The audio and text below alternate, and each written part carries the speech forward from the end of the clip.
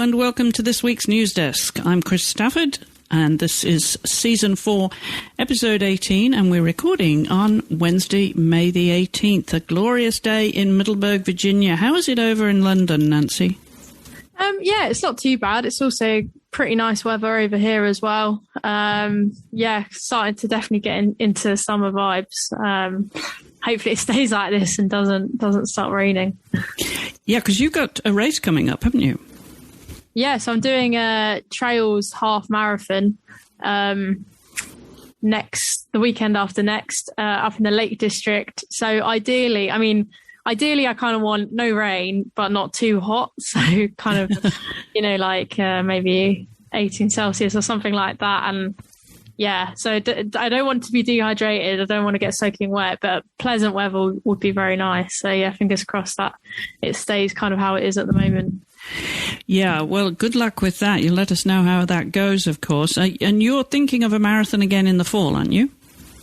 Yeah, potentially doing maybe the Yorkshire Marathon in October. Haven't quite decided whether I'm going to do that yet or not. Definitely need to get into kind of like, I still run very regularly, but kind of lost the routine of doing it really, if you're training for something, because I've been doing a few other kind of sports and stuff as well. So yeah, I think potentially, but I think I have to consider it because obviously running a marathon is a lot of dedication. Yeah, well, I know how that feels like, of course, having just trained for that long bike ride. And I backed off a little bit, but I still know that I've got to do like 10 to 15 miles a day and keep building that up if I'm going to do another one, which I am in the fall. I'm going to do another long ride. But yeah, I had a little bit of a break after. You know what that's like. After your big one, you have to have a little bit of a break. But I'm picking that back up to my 10 to 15 miles a day. And now that it's warmed up over here and it is beautiful weather, I've been going out at very first light to get it done while the air is still fresh. It's not too hot. Get the exercise done. But you mentioned you were doing other things as well. You're playing soccer, aren't you? Football. Yeah, football. Yeah. Yeah, playing football again. We actually did a little tournament last Thursday. It was just like a little 7-a-side tournament with some other teams in London. That was fun. And then, went swimming on Monday as well. So, gosh. Yeah, very active. Athlete, yeah. I know, triathlon coming up. I was thinking that too. I was thinking she's going to tell me she's getting ready for a triathlon next. Oh, I'm not good enough at swimming to do a triathlon. Yeah, but you can work on that. Maybe. Yeah, maybe. We'll see. Yeah, all right. Well, keep us posted here. Don't go off and do something major like that without warning us. Yeah, well, of course, I'll keep you updated if I ever lose my mind and sign up to a triathlon. All right, well, talking about football, we've got some major news that made the sports page. It made the headlines everywhere here this morning in the US, Nancy. So it's news that we've been waiting a long time for when it comes to women's soccer, and finally reaching a level playing field with the men. Yeah, and I think, like you said, we've been waiting for it for a while, and then also it's something that we've known is coming for, I think, a couple of months now. But yeah, it's kind of gone by stage, and we've seemed to finally reach a conclusion. And yeah, that's the equal pay battle from the US women's football team. So yeah, I mean, this started way back in 2019 when the female players filed a discrimination lawsuit against US soccer. It's kind of, in and out of court. I think there's been quite a few twists and turns, and then they finally reached a settlement a few months ago. I think it was February that they announced they'd reached a settlement, and then it kind of all hinged on a collective bargaining agreement between the players and US soccer, and it also had to be the case that the men's players also agreed to the same collective bargaining agreement as well. So that is what has been announced today, essentially. So they have now reached an agreement So the women's team get equal pay. They are going to pool the World Cup prize money, and along with the share of television and sponsorship revenues as well. And it's not just pay as well. I think that's important to add.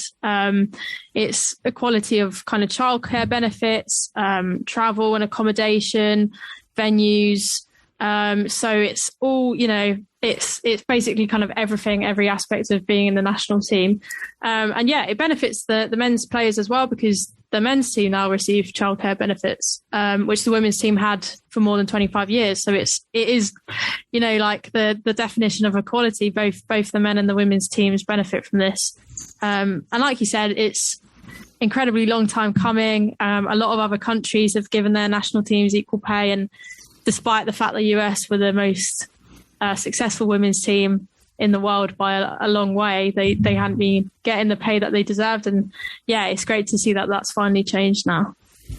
It certainly is. And I think, now that they can just settle down and, get on with what they do best. And, they are, and certainly I think it's arguable, but they're probably the best team in the world still.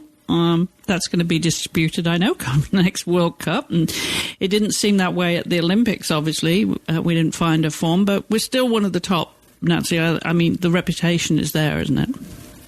Yeah, definitely. I mean, it's really looking forward to the World Cup next year, because I think because of COVID and stuff, I feel like we haven't had many matches, the best teams in Europe going up against the US. I agree. I don't quite know where the US are. Obviously still a really talented team, but it would be really interesting to see them play some European teams soon, and hopefully we'll get that at the World Cup. And like you said, it will be so nice for the players going into the tournament with the football as their full main focus. Now they've kind of finally achieved what they've been fighting for so many years. Yeah, I think obviously create a much better atmosphere too. Whilst that dispute was happening, it was always lingering there in the background and creating, some animosity, which will all just go away now, and they can get on with the game and doing what they do best. So I'm really looking forward to seeing what they produce now, and they, I think they'll all feel so much better for it. So great news, and really, as I said, it's not just making the sports pages; it's been making the front pages as well over here, because the USWNT are very, very have a very high profile here in the US. And across the pond over there, you last week we spoke. We're doing the show, and you were looking forward to going to the FA Cup final where Chelsea played Manchester City. Now, you didn't have a dog in the fight, but you told me just now that you were hoping Manchester City would win, but Chelsea got the better of them 3-2. Yeah, I think I was definitely a neutral, but I can't, because Chelsea won the WSL title, I kind of would have liked to have seen a bit of variation. But I must say, Chelsea did win, but it was one of the most entertaining Women's FA Cup finals I think I've ever seen. It was 3-2 after extra time. So Chelsea went 1-0 up, then City equalised, and then the same happened again. And for the second Man City equaliser, it came in the very last minute of normal time. So that was very dramatic. And then, Sam Kerr, who is just constantly making headlines at the moment, she scored the winner in extra time. It was also a record attendance of 49,094 fans. And it was, when you get attendances like that, you just hope and pray that the match is entertaining to, kind of be worthy of the crowd that's there and convince people to come along to another match. And the game certainly was like that. It was really, really entertaining. Congrats to Chelsea. I think that's their second title this season after the league title as well. And they are such a difficult team to play against, being an Arsenal fan and watch Arsenal and many other teams play against them. And they always just find a way. Even though City kept coming back, they find a way to win. So, congrats to Chelsea there. Yeah, great news for women's soccer, women's football for sure. And Emma Hayes, of course, is the Chelsea manager. Well, what's her magic, Nancy? What do you see as her magic? I don't know. I think that, there's a lot of different things. I think she's got a very talented squad, and she knows how to get the best out of her squad. I think tactically she's just very, very, she's a bit of a genius, really. There's been times for the men's Euros last year, she was a pundit and a commentator, and she'd basically, like, during the matches kind of explain what was happening on the pitch in tactical terms, but really kind of like simplistic tactical terms so everyone at home could understand. And at that point you realise that she's basically a bit of a tactical genius. She really gets football. She knows how to win games, and I think just obviously has the respect of her players as well. So kind of it's just a bit of a dream combination at Chelsea at the moment, with a very talented manager and a very talented playing squad. Was she a player before she managed, Nancy? She wasn't, no. I think she played at like a amateur level, or like, when she was younger, but she got injured and then went into coaching. So she never like played enough to kind of establish herself as a proper player. But she did play herself, but was injured before that career could kind of take off. So management has always kind of been her thing. She was at Arsenal like years ago in the backroom staff. So when Arsenal women won the quadruple, and they are still the only British team to win the Women's Champions League, but Emma Hayes was actually part of the coaching team that helped Arsenal win that Champions League. So she's been in the women's game coaching for years, and that's probably another reason why it is working so well for her, because she's just got this incredible knowledge of the women's game and the players around it, because she's been involved for so long. Awesome, yeah. Well, she is certainly the manager to follow. Congratulations to her then. Look forward to what comes next, because there's been some transfer news as well. Nancy, is there anything you particularly want to mention on the transfer stories, because that's been happening a lot since the end of season? Yeah, some really interesting ones. I think quite a lot of players leaving Man City, particularly Georgia Stanway, who's a English midfielder, and she's moved to Bayern Munich. Bayern Munich, yeah, I saw that. Yeah. And there's a few other 2-year contract, isn't it, that one? Yeah, 2-year contracts. There's Caroline Weir, another midfielder for City, who's been linked, I think is pretty close to going to Real Madrid. So it's very interesting to see, well, Caroline Weir is Scottish, but to see these British players going over to Europe and not playing in England, because it's something that we haven't seen too much of in women's football. It has, some players have done it, but it's been relatively kind of, that hasn't happened a lot. And I think that can, really develop players and help them grow. So I'm really interested to see how those British players that go over to Europe do. It's only, the transfer window has kind of only been open for a few days, and it's already kind of kicked off. So I'm interested to see what else happens. Yeah. All right. Prediction here. We know that Tobin Heath, who was playing for Arsenal, she came back to the States, ended her contract there, and is back in the States. And we're just waiting to see where she goes. Any predictions there? Any thoughts on whether she'll go to one of those new expansion teams on the West Coast, Nancy, or any thoughts on that? I think, in my opinion, she either go to Angel City or San Diego.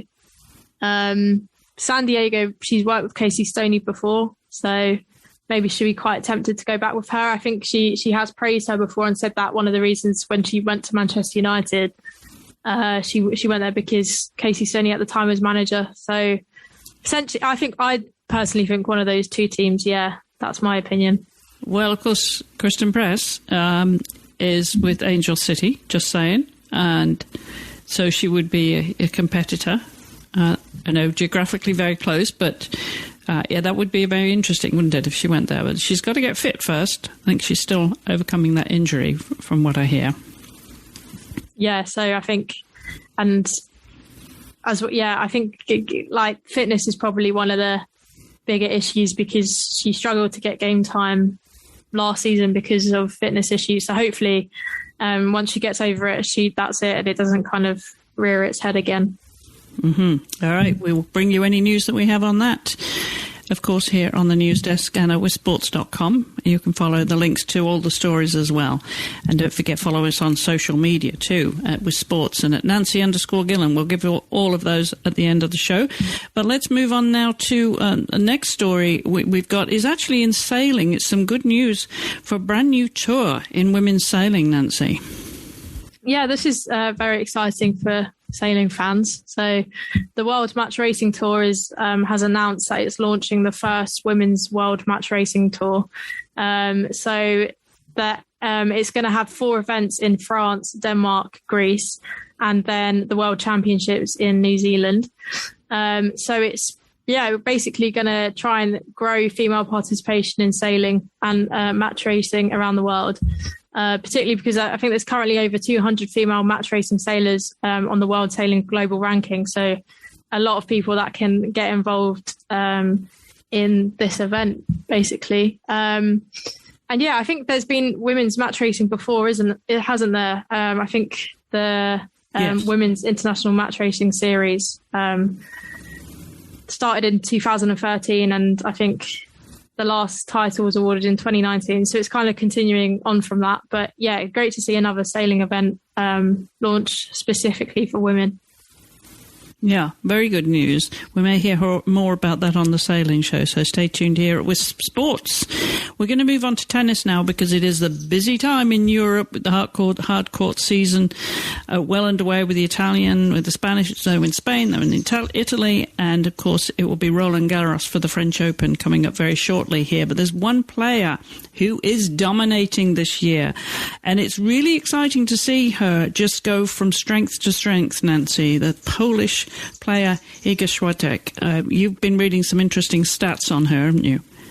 Yeah, and she, like you said, she's just been completely dominating this year. It's currently the world number 1 after she moved up to the world number 1 spot after Ashley Barty retired. But I'm kind of disappointed now that Barty has retired, because I would have loved to see them go against each other and see who was actually, who is. I know they played in the, I think, a tournament before the Australian Open, but I don't think Swiatek wasn't quite in the form that she's in now. So it would have been really interesting to see those two play, because no one else seems to be able to stop her. She's got a current winning streak of 28 consecutive matches after winning the Italian Open last weekend.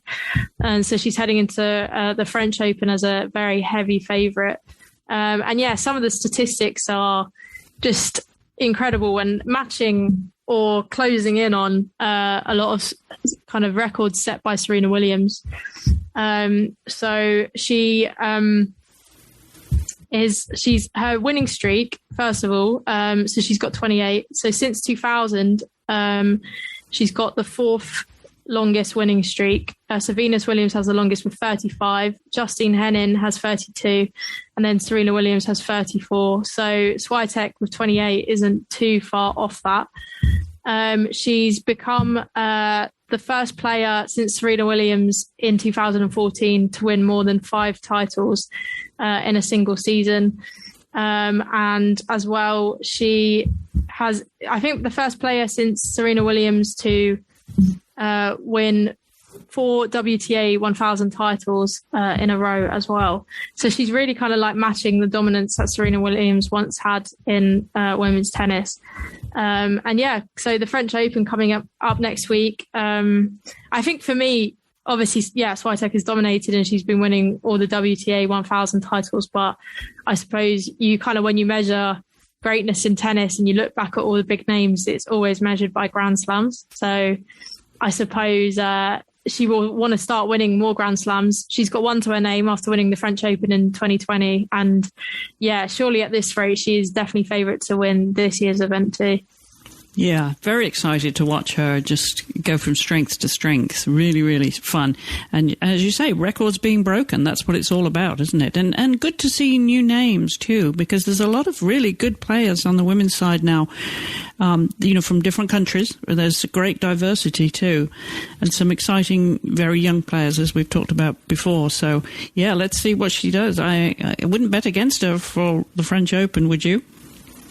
Oh yeah, no, she's definitely my favourite to win. Yeah. Okay. Well, we'll be following that. Looking forward to it. Starts next week. Roland Garros, where Amelie Mauresmo is the manager. If anybody follows tennis, they'll know that already. I think she was during COVID. I think she took over that position. So, yeah. And also, I just want to give a shout out to one of my favourite players. Talking about the veterans, which Amelie is probably regarded now as one of the veterans, possibly. But more of a veteran is Gabriela Sabatini, the Argentinian player, who is now going to be playing in the veterans at Roland Garros in the doubles, I believe. So really looking forward to seeing that, because that's the first time she's come back, I think, probably ever. I mean, she really kept herself to herself after she retired back in the 90s. So, yeah, looking forward to that.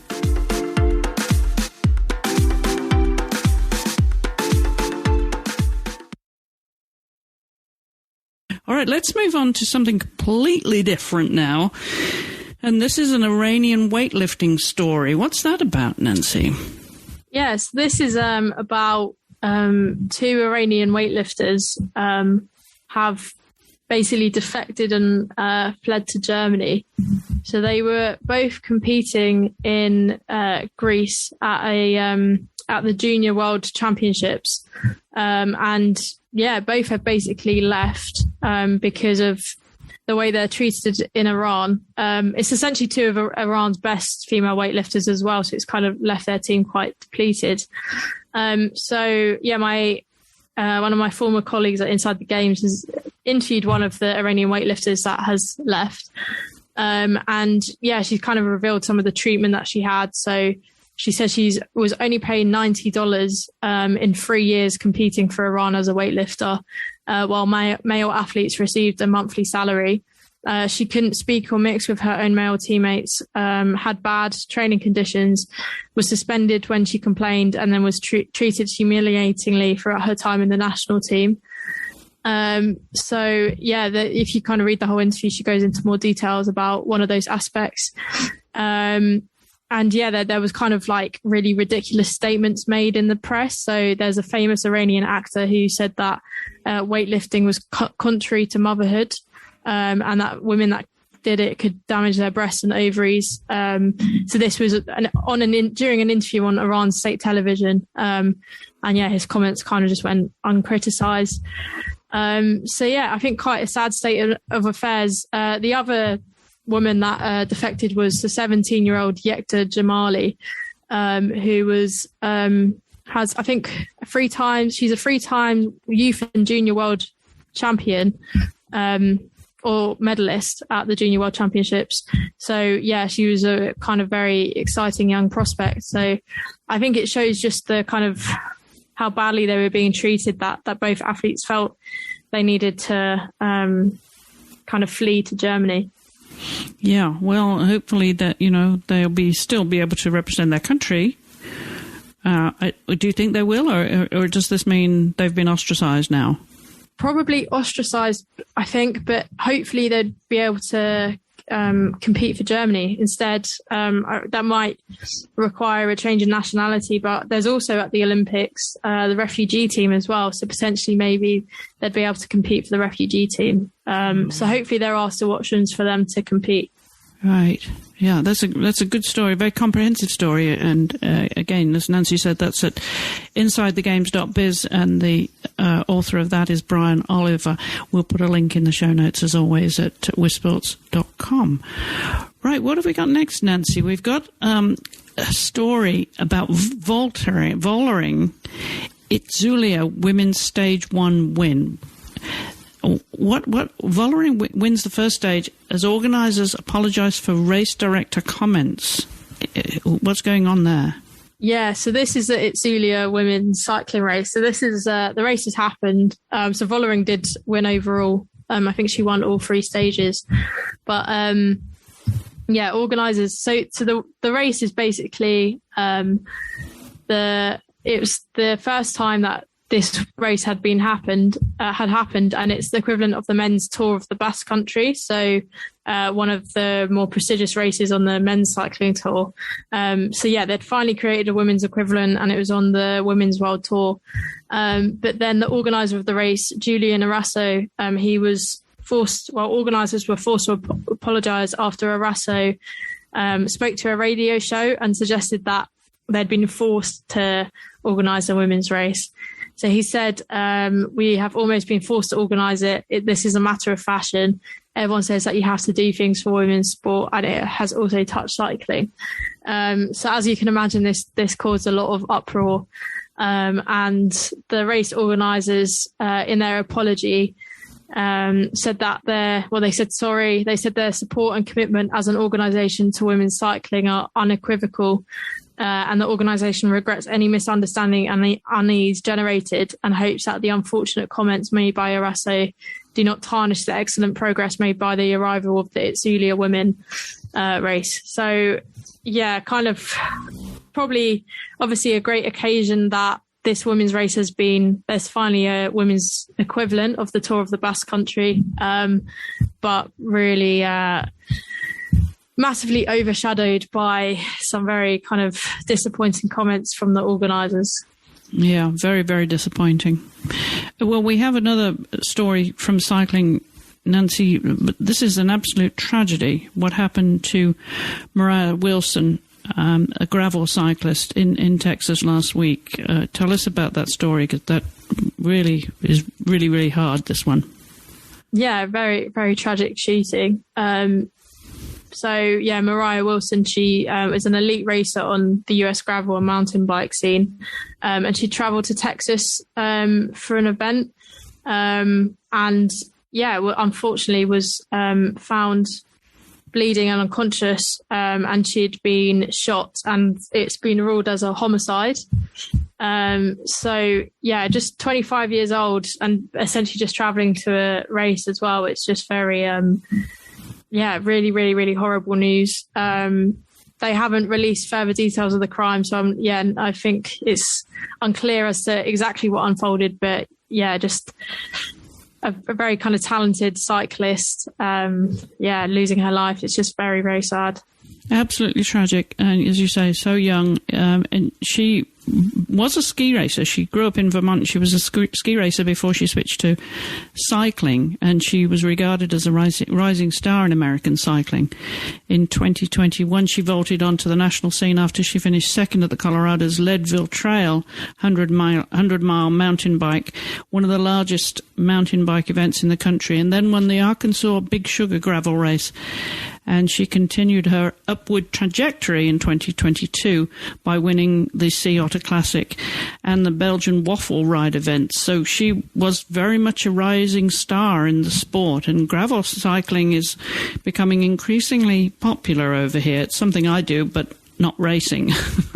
I train on gravel. I love riding on gravel. But yeah, a terrible, terrible tragedy. So our thoughts with her and her family and the racing community, the cycling community.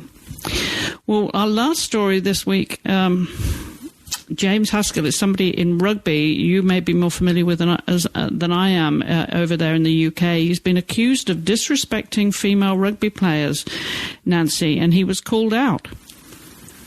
Yeah, he was. So this is, James Haskell was a former England rugby player, pretty high profile. He does like a lot of media stuff now. And he also has a kind of, media platform for rugby called it's something like Good and Bad Rugby. And it's like a podcast and stuff like that. So they have it's the Good, the Bad and the Rugby podcast. So they have an Instagram account for this, and basically they posted a graphic listing England's most capped front rowers, but Simi Pam, who plays in the Premier 15, so is one of the elite women's rugby competition in the country, she pointed out that it wasn't England's most capped front rowers, it was England men's most capped front rowers, because the most capped women's rugby player, Rochelle Rocky Clark, who is the most capped England player of all time, men and women, wasn't on the list. So Simi Pam wrote a comment explaining this, and then Haskell replied to her telling her to have a day off. So he's been criticised for this more than the fact that he put the graphic on, not clarifying that it was England men's, because that happens a lot, and it's obviously needs to be amended, but it's can be an innocent mistake, but then telling a female rugby player to have a day off, for pointing out this mistake is pretty bad. I think people have kind of criticised him by saying, he kind of like pretends to be supportive of women's rugby, but then when it comes to it, he's putting disrespecting female rugby players and female rugby fans by kind of replying like that to a legitimate criticism. So he has, he has kind of apologized, but he's also kind of hasn't really seen the point. Like, he replied later that he says, "We have done more to champion women's rugby than anyone else. Create this show about the female game. By making a fuss over stuff like this, you weaken your point and actually set yourself back, like pick your battles and try to be positive," which I don't think quite understands the argument and like the reason why the fact he said have a day off was completely the wrong reply to something like that. So yeah, he's kind of got himself in hot water there a bit, and just shows, I think, that there's still quite a lot of work to do with people, I suppose, viewing women's rugby as equal. Yeah. And that the men continue to be so patronising to women. It's unconscionable, and I'm glad he was called out on it. Well, Nancy, that I think about wraps it up this week, doesn't it? It does, yeah. Another very jam-packed week of women's sport. Yeah, and what have you got to look forward to then with the soccer season over, so at least the domestic football season over there, and you're playing a little bit yourself, but what other live events are you looking forward to going to?